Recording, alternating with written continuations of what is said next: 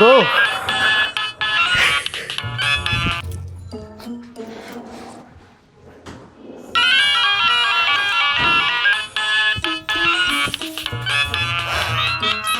মামাই কি শুরু করলে তুমি?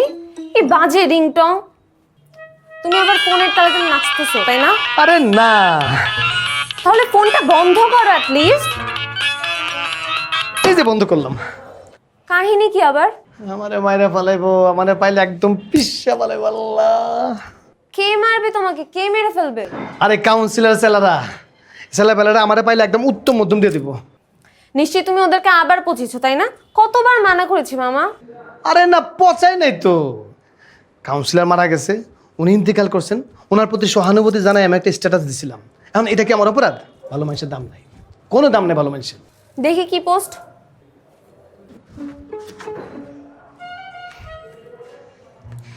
এই যে দেখ,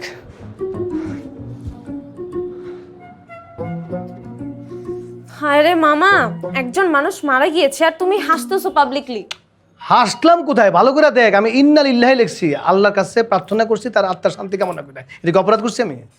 সবই তো বুঝলাম। এই লাফিং ইমোজি গুলো? লাভ দিছি কোথায়?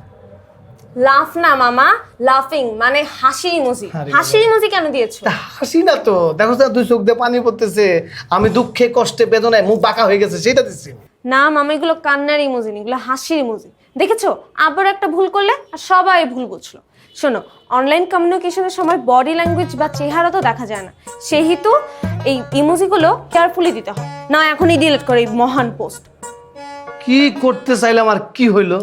এ আল্লাহ, সব বিপদ সব গজব আমার উপরেই পড়ে। ধর, সবই তো বুঝলাম, কিন্তু মোবাইল নাম্বার কোথায় পেলো ওরা? ফেসবুকে। হায় রে মামা, একে তো ইমোজিতে ভুল, এখন আবার সব পার্সোনাল ইনফরমেশন তুমি পাবলিকলি দিয়ে দিলে, তাই না? সব ঝামেলা তোমারই হয়, এটার জন্যই তো মামি আসে না। এই জন্য মামি আসে না? হ্যাঁ, তাই তো বলি, মামি আসবে না, কোনো এত বয়স হয়ে গেছে। এখন কি করা যায় বলতো? আমি এখন এগুলো ডিলিট করো আর পার্সোনাল ইনফরমেশন দাও, আমি ডিলিট করে দেব। অনলাইনে একটু অসাবধানতার ফলে আপনি যে কোনো সময় জড়িয়ে পড়তে পারেন অনাকাঙ্ক্ষিত ঝামেলায়। তাই সব সময় সাবধান থাকুন, নিজের ব্যক্তিগত তথ্য গোপন রাখুন।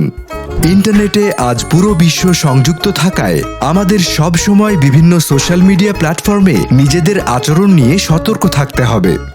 অপরিচিত লোকদের এড়িয়ে চলা, ব্যক্তিগত তথ্য শেয়ার না করা, সবার প্রতি শ্রদ্ধাশীল আচরণ বজায় রাখা, ফেসবুকের কমিউনিটি স্ট্যান্ডার্ডগুলো মেনে চলার মতো বিভিন্ন গুরুত্বপূর্ণ আচরণ বজায় রাখার মাধ্যমেই আমাদের ইন্টারনেটে বিচরণ আরও নিরাপদ করতে হবে। অনলাইনে বিভিন্ন বিষয়ে আরও জানতে ভিজিট করুন www.digitalliteracy.gov.bd।